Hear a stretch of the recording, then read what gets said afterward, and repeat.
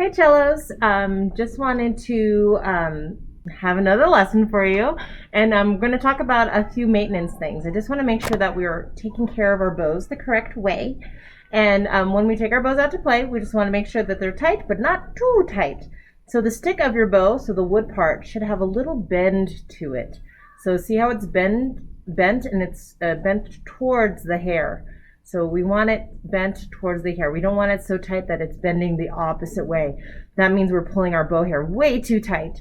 And our bow, that means our hair is like, oh, holding on for dear life. And if you tighten it too tight, it's gonna poof, it's gonna pop. So make sure that you don't tighten it too tight. So your bow should look like this. And there should be like about a pinky's width of room in between your bow hair and your stick. So make sure you're not touching your hair, but make sure that there is that little space. When you put your bow away, you want to loosen it just so a couple of hairs are flying down. See that? So it's not so loose that it's flying everywhere, but you can see a couple of the hairs move around when I loosened it. So you can see that a little bit. And then when I tighten it back up, gets back and it's tight and there's still a little space there, and then I can play my cello. I just want to make sure that that is how you were taking care of your bow. So when you're ready to play, you're going to righty-tighty tighten it up, and so you have a little bend in your stick and there's a little space underneath, but no hairs floppy. And then when you put it away, just a couple hairs hanging down, just like that. So you know that your bow is not too tight and it's not going to get worn out. All right. Next, if your instrument isn't in tune, if your cello doesn't sound like this, then it's not in tune. So make sure that you can bring in your cello. I'll tune it for you, and then I'll bring it back to you to class, and then you can take it home. We're going to come back in February, hopefully in person, and we'll be able to play together again in the same room. But until then, if it is not tuned, bring it in and I'll tune it for you and give it back to you. That's your A. That's your D. That's your G. And there's your C. I can't sing that low. All right. Go to page 7 in your books. So go ahead and pause me and go get your book if you don't have it and turn to page 7. All right, let's get going. At the top of the page, it says arco. So if I say arco, that means use your bow. And it says it right here. Arco, play with bow. Play with the bow. And then right here, it's explaining what a measure of music is. So in between the two bar lines, we've been reading measures of music for the longest. But it's just wanting to make sure that you know that what's in between these two lines is a measure. So if I say measure 1, that's what I'm talking about right there. We're going to start number 9, measure 1. And then a whole rest is something new. We haven't talked about whole rests too much, but it looks like an upside down hat, and that means rest for 4 beats. So there's 4 counts where we're not playing, we're just resting. And then our repeat sign, our double bar line with 2 dots there, that is a signal to go back to the beginning. So we're going to repeat once in all of these songs because there's repeat signs. So we go through once, go back to the beginning, and play it one more time. So that's how repeat signs work. Okay. We're not going to do the rhythm patterns. We're going to skip those for now. We're just going to play the songs as is. We're going to hold each note for 4 counts, and then we're going to rest for 4 counts for our whole notes. All right, or for our whole rests, I should say. So let's get started. Number 9, start with your G string. So your G string is your 3rd string from the top. So this is your high, this is your A, D, and then G. So we're going to start on this string right here. Oops. Hard to play like this. Okay. So let's start with our G string. 1, 2, ready, play your G. 3, 4, and rest. 2, play next, the string next door is D. 2, 3, 4, rest. To repeat to the beginning, G.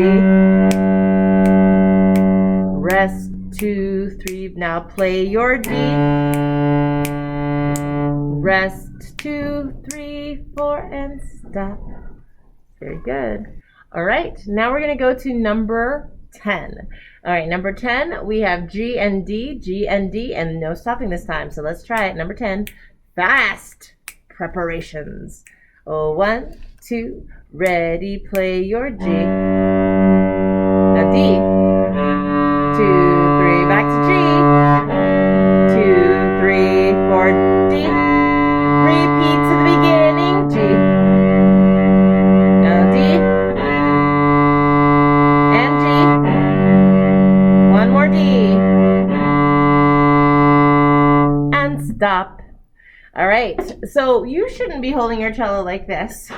I'm playing it like this so you can see it. Your cello should be that bottom peg, that C peg is behind your ear, and it's close to you, not way out here.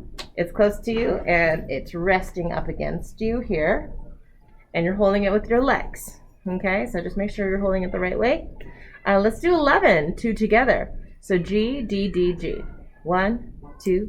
Start. Oh, let me play so you can see. 1, 2, ready, and 2, 3, 4. Now D.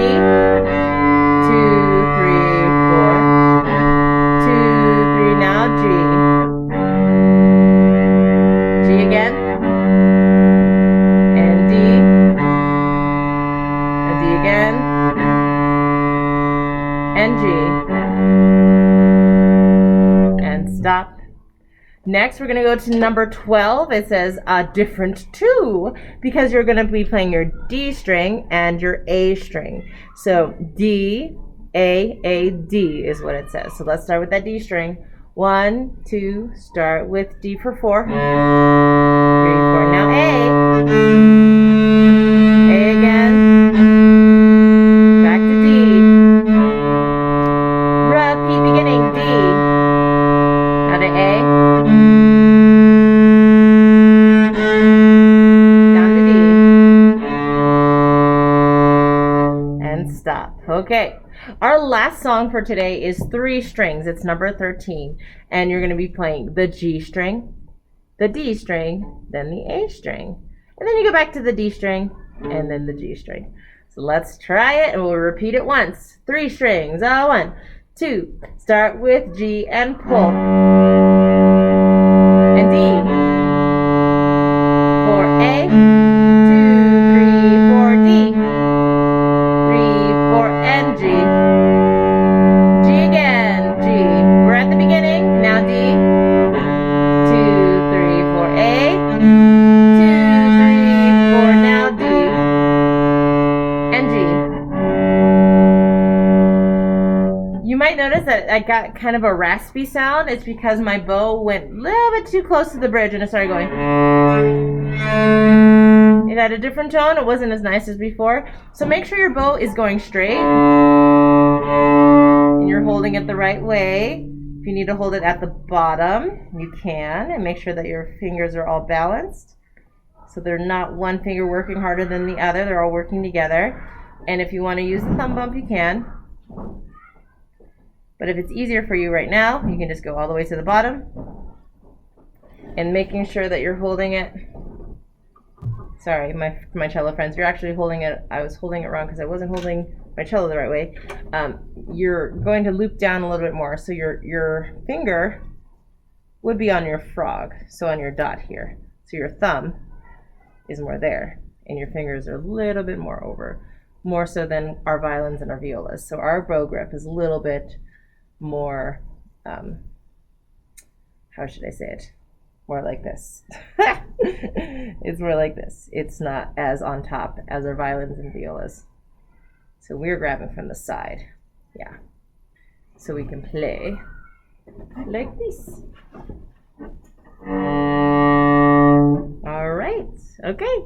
If you need your instrument tuned, just make sure you bring it in to me. You can drop it off and I'll bring it back to you that day. I think I already talked about that. Just want to make sure you do that if your instrument is not in tune. And if you have any questions, let me know in Google Classroom, email, ndebris@cherrycreekschools.org, or where else? You can leave me a Flipgrid. What else can we do? All the things. Or just let me know in class. All right. I'll talk to you soon.